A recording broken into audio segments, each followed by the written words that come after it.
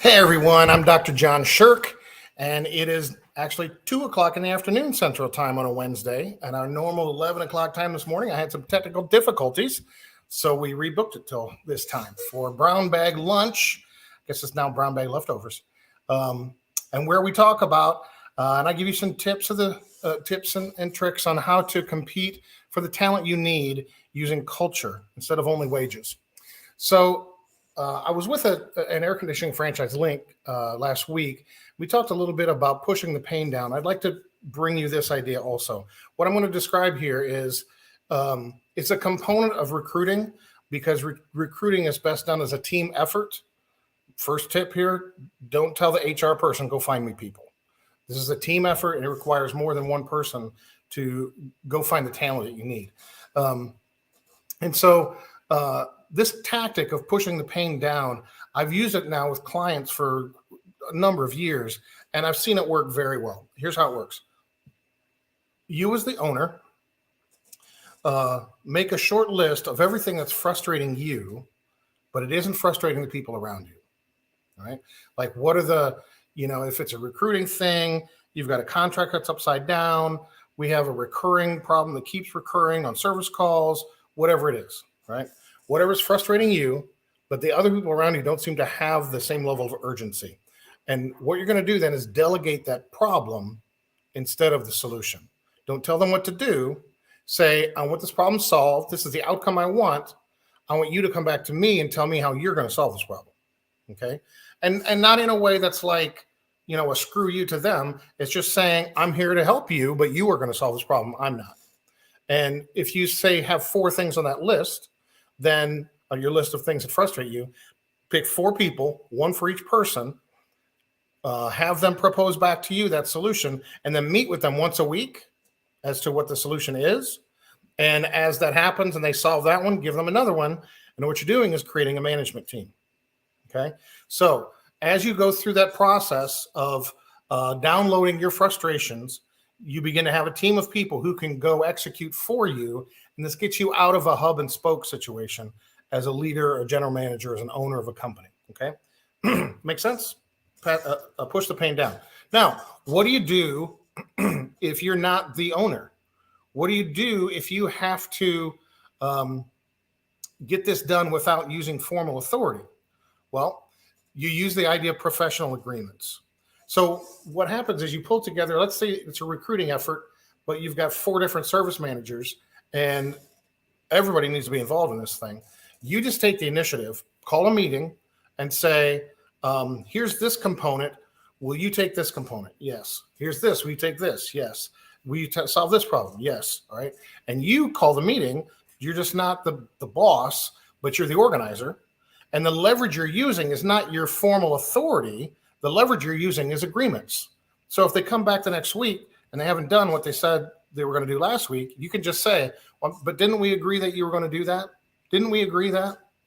And that leverage can be actually more powerful than the formal authority that you'd have as an owner or boss, because you're leveraging something different.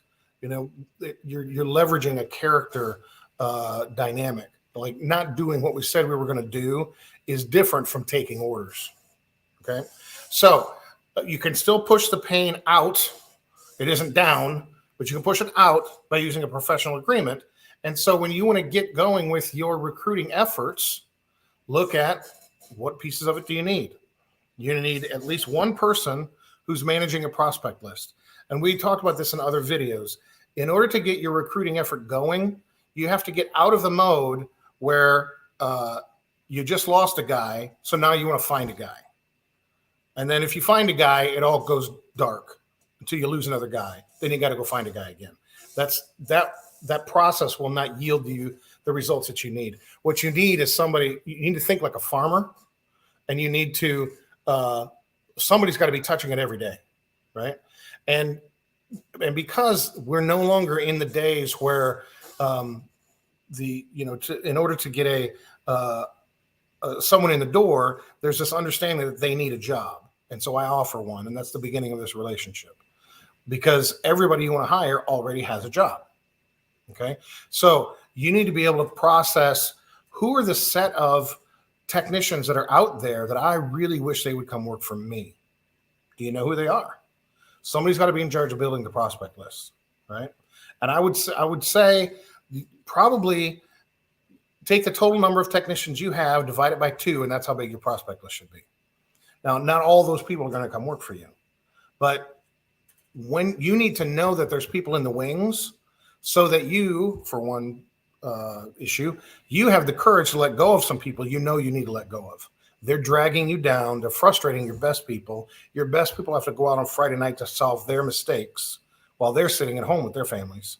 And you're putting those relationships at risk because you're not letting them go. But you're saying, what would he, should I? Like, well, you need people in the wings so that your culture can be stronger. So put together the prospect list. And then you need to have some method. You sign this to somebody else. We need a method for building the relationship, nurturing the relationship with those techs who don't work for us yet. What's that going to look like? Is it, one idea that I propose a lot is sit down and make your sort of point of view on what makes a tech-friendly culture in an air conditioning company. What are the 4 or 5 pillars of a tech-friendly culture? And, if one of them is fair compensation, let's say, okay, then what is it about fair compensation that makes it a pillar? And be able to think through this and then begin to have that conversation with technicians who don't work for you, right? You need to have your teachable point of view, and you want to hear theirs, right? They're going to talk about control of their time. They're going to talk about conversations that are kind of snotty with the dispatcher. They're going to talk about the quality of their truck. There's predictable things that they're going to talk about. But if you want to build a relationship with somebody to work for you, you need to be able to have this conversation about what makes a great work environment in the first place, and have your own opinions kind of understood and built out a little bit. And then, how do you want to have that conversation? Is this an email list that you email twice a month just with your thoughts, and you have some way of interacting with them back and forth? Maybe it goes out and they can reply, and a lot of this conversation happens by email, right? Maybe it's a monthly happy hour where, you pick a spot in town and all these guys are on your prospect list. Come on out, we'll buy a beer and get to know each other. However you want to do that, you've got to be able to do that as well. So the different roles in this thing, you build yourself a team so it's not all on you, and then parcel out who's doing what by pushing the pain down or pushing it out and forming agreements, and then get this ball rolling. The hardest part of this is just getting it started. And so identifying who you want to have work for you, getting into those relationships and getting it going, you can do it, get started with it by pushing the pain down. All right. I'm Dr. John Sherk. I'm here to help you. If you have any questions, you want to have a 15-minute phone call, get to know each other, anything quick and easy I can answer, I'll do it. Happy to do it for you. So share this if you like it, comment below, or reach out and we'll get to know each other. Thanks a lot.